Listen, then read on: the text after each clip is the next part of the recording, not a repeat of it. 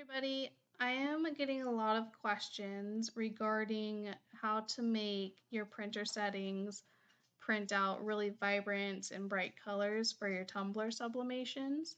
So I decided to go ahead and make a video for you guys to visually show you what settings are going to be the best options.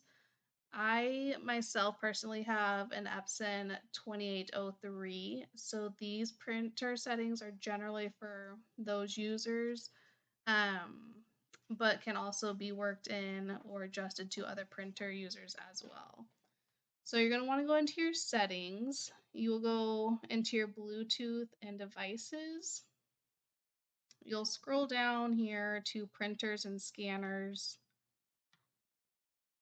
all the way down, or whichever printer is yours. I have labeled mine so it's easier to see which ones are mine. My sublimation printer is there, so we'll click on that. Printer properties is where you can actually change the name of your printer. So if you do want to easily label to go find those easier, that's where you would do that. But for now, we're going into printing preferences. Here you will find all your little setting adjustments that you're going to need. I have my normal design, so t-shirts, regular stuff like that, and then my tumbler sublimation presets.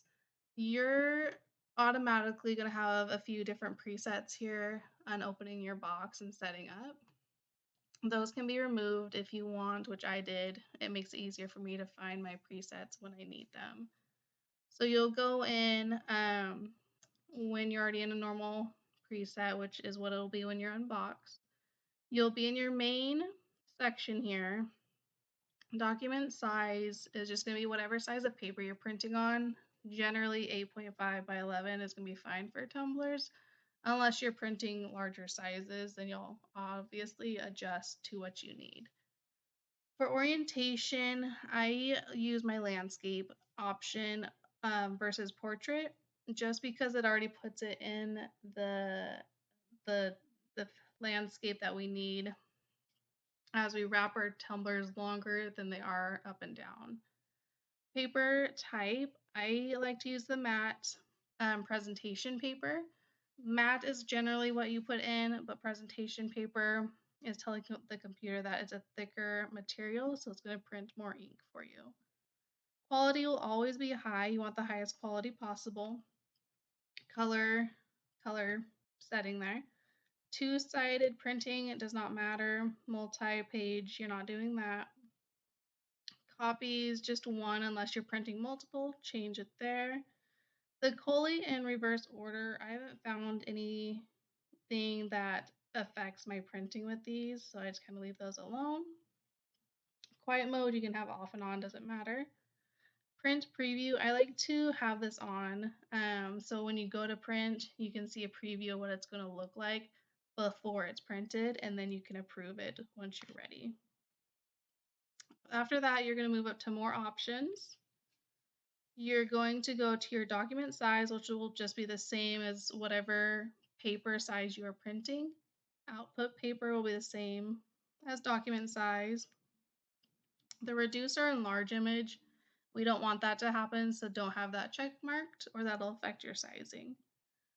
Color correction is where you're generally going to have to make the biggest changes because that's where your color is coming from. On the opening of your printer is going to be automatic. You want to customize it, so go to custom and advanced. Over here you have a few different options you can click on. I have mine set to color controls, that way you can adjust what you need. Color mode is going to be set to Adobe RGB.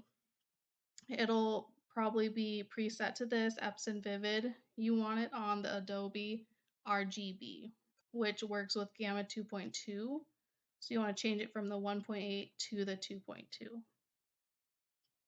Color adjustment method, that just is, you can either use a circle to change your colors or the sidebar. I like to use the color circle. Brightness, I don't much change that, nor do I change the contrast. The saturation is my biggest thing. I always change that to 15 or a little bit higher, as well as density. I always have about 4 or a little bit higher. And that's the settings that I use to get the really bright, vivid colors. You'll press OK and move from there. You'll go down to additional settings, rotate 180. You don't want that on there, so unclick that. Mirror your image always, unless you want to do a backward image. Nobody likes to do that. Bidirectional printing is what people get a little bit confused on. I know I was confused when I first saw that and did some research on it. It's the same thing as fast printing, which you don't want to do because that's where you will get your streaks from, your blotches, and just not a really great printout. So always make sure your bidirectional printing or fast print is unchecked. From here, once you have all your presets labeled and done, you can go in and save your preset so that way it's easy for you to find in the future. You'll go in, type in the name of your preset, press save when it asks you to, close out, and then you can automatically check whichever one you want whenever you're ready to print. And that's a quick rundown on what type of settings is going to help you get those big, bright, vibrant colors.